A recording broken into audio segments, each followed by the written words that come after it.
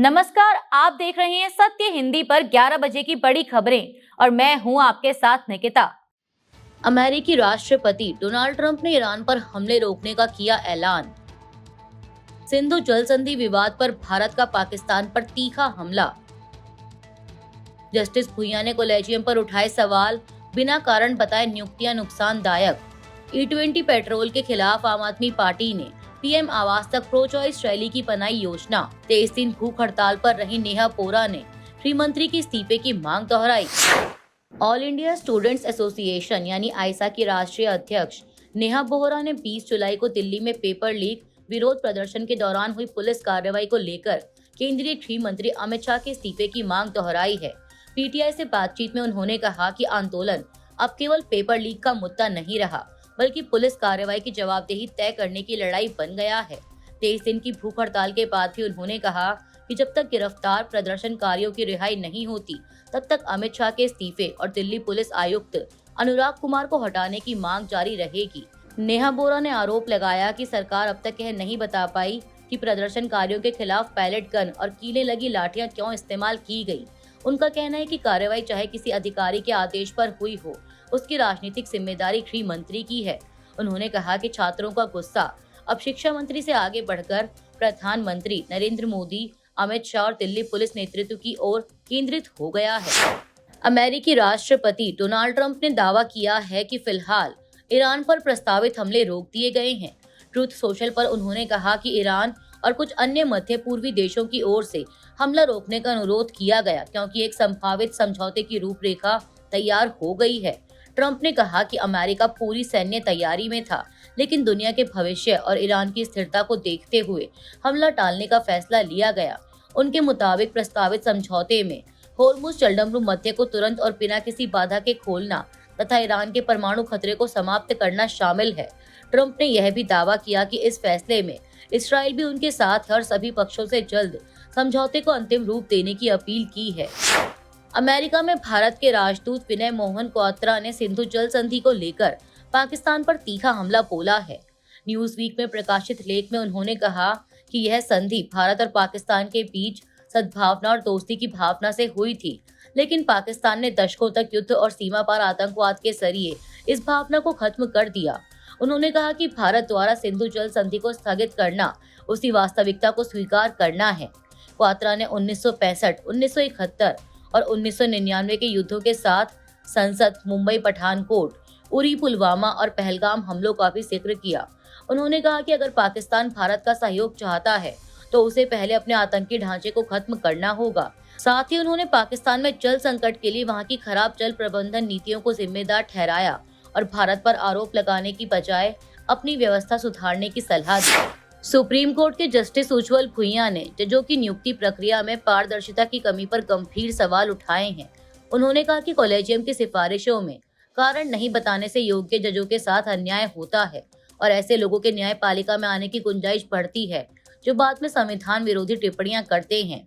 विधि की एक रिपोर्ट के विमोचन कार्यक्रम में उन्होंने कहा कि नागरिकों को यह जानने का अधिकार है कि जजों की नियुक्ति किन आधारों पर हो रही है। जस्टिस भुइयां ने यह भी कहा कि हाल की कई कॉलेजियम बैठकों के प्रस्तावों में कोई कारण दर्ज नहीं किया गया, जो पारदर्शिता के सिद्धांत के खिलाफ है।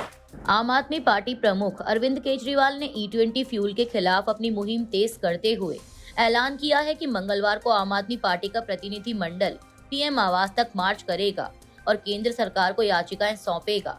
उन्होंने मांग की कि पेट्रोल पंपों पर ग्राहकों को शुद्ध पेट्रोल और E20 में से चुनने का विकल्प मिले। साथ ही E20 की कीमत सामान्य पेट्रोल से कम हो और पेट्रोल 84 रुपए प्रति लीटर से नीचे मिले।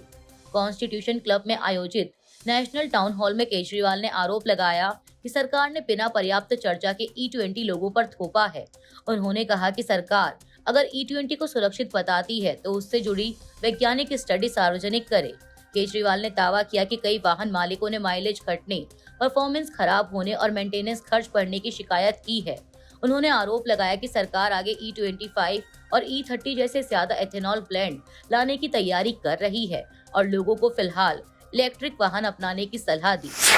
शनिवार को तमिलनाडु के कृषि मंत्री आर विनोद तिरुमाला वेंकटेश्वर मंदिर में कृषि बजट की प्रस्तावना लेकर पूजा करने पहुंचे, जिसके बाद विवाद शुरू हो गया।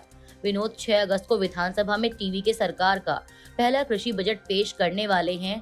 मंदिर में बाहर उन्होंने कहा कि बजट पेश करने से पहले भगवान का आशीर्वाद लेने आए थे। इसके बाद सवाल उठे कि क्या बजट से जुड़े गोपनीय दस्तावेज विधानसभा में पेश होने से पहले राज्य के बाहर ले जाए गए। हालांकि विनोद ने सफाई दी कि उनके पास पूरा बजट नहीं बल्कि सिर्फ ड्राफ्ट प्रस्तावना थी। उन्होंने कहा कि अंतिम बजट दस्तावेज विभाग के सचिव के पास सुरक्षित है। सीपीएम, सीपीआई और एआईएडीएमके ने मंत्री के कदम की आलोचना करते हुए इसे विधानसभा की परंपरा और संवैधानिक मर्यादा के खिलाफ बताया है। पूर्णिया से सांसद पप्पू यादव ने अपने खिलाफ दर्ज एफआईआर और हो रही आलोचना पर प्रतिक्रिया दी है। दरअसल शुक्रवार को वह संसद परिसर में गेरुआ वस्त्र पहनकर राम मंदिर चंदा चोरी के आरोपों को लेकर सांकेतिक प्रदर्शन करने पहुंचे थे। इसके बाद वाराणसी में उन पर सनातन धर्म के अपमान का आरोप लगाते हुए एफआईआर दर्ज की गई। पत्रकारों से बातचीत में पप्पू यादव ने कहा कि मंदिर के पैसे और करोड़ों लोगों की आस्था की रक्षा करना गलत नहीं हो सकता। उन्होंने आरोप लगाया कि राम मंदिर चंदा चोरी के मुद्दे पर प्रधानमंत्री मोदी चुप हैं और कहा कि वह इस मामले में लड़ाई जारी रखेंगे, चाहे कितना भी विरोध या खतरा क्यों न झेलना पड़े। संत के वेश में संसद आने पर उन्होंने कहा कि मैं पुजारी और संत हूँ। अगर मैं संत नहीं हूँ तो क्या वे लोग संत हैं जो पैसे लूटते हैं। जनसुराज के संस्थापक और बांकीपुर विधानसभा उपचुनाव के उम्मीदवार प्रशांत किशोर ने पटना के एसएसपी कार्तिकेय शर्मा के खिलाफ औपचारिक शिकायत दर्ज कराई है। उन्होंने आरोप लगाया कि मतदान के दौरान पुलिस ने वोटरों को डराने धमकाने, राजनीतिक नेताओं को हिरासत में लेने और एक खास पार्टी के पक्ष में काम करने की कोशिश की। प्रशांत किशोर ने कहा कि शिकायत के साथ लिखित सबूत भी चुनाव अधिकारियों को सौंपे गए हैं। उनके मुताबिक चुनाव अधिकारी ने जांच के आदेश देने और रिपोर्ट के आधार पर सख्त कार्रवाई का भरोसा दिया है।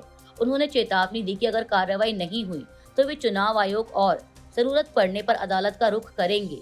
प्रशांत किशोर ने कहा कि किसी भी पुलिस अधिकारी को लोकतांत्रिक प्रक्रिया चुनाव को प्रभावित करने का अधिकार नहीं है। गौरतलब है कि गुरुवार को हुए बांकीपुर उपचुनाव में 35% से भी कम वोटिंग हुई, जो 2025 के मुकाबले करीब 7% कम रहा। रूस की राजधानी मॉस्को में रविवार शाम एक इटालियन रेस्टोरेंट के बाहर हुए विस्फोट में 3 लोगों की मौत हो गई, जबकि 21 लोग घायल हुए। रूसी सरकारी मीडिया के मुताबिक धमाका एक घरेलू यानी होममेड विस्फोटक उपकरण से हुआ। घटना स्थानीय समय अनुसार रात करीब 8 बजे कुंड्रीस्काया स्क्वायर के पास हुई। नेशनल एंटी टेररिस्ट कमेटी के अनुसार एक महिला विस्फोटक लेकर रेस्टोरेंट के अंदर जाने की कोशिश कर रही थी, लेकिन सुरक्षा गार्ड ने उसे रोक दिया। इसी दौरान धमाका हुआ। विस्फोट में महिला, सुरक्षा गार्ड और रेस्टोरेंट में मौजूद एक अन्य व्यक्ति की मौत हो गई। उस समय रेस्टोरेंट में एक निजी कार्यक्रम चल रहा था। हालांकि अधिकारियों ने अब तक कार्यक्रम में शामिल लोगों की लिस्ट या हमले के संभावित निशाने की जानकारी नहीं दी है। मॉस्को में हाल के वर्षों में वरिष्ठ रूसी अधिकारियों पर ऐसे हमलों की कई घटनाएं सामने आ चुकी हैं, जिनके लिए रूस अक्सर यूक्रेन को जिम्मेदार ठहराता है। फिलहाल के लिए इस बुलेटिन में इतना ही। 2 बजे फिर हाजिर होंगे देश दुनिया की बड़ी खबरों के साथ।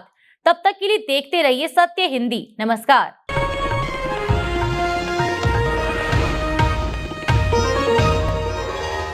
Copyright disclaimer under Section 107 of the Copyright Act 1976. Allowance is made for fair use for purposes such as criticism, comment, news reporting, scholarship, and research. Fair use is a use permitted by copyright statute that might otherwise be infringing.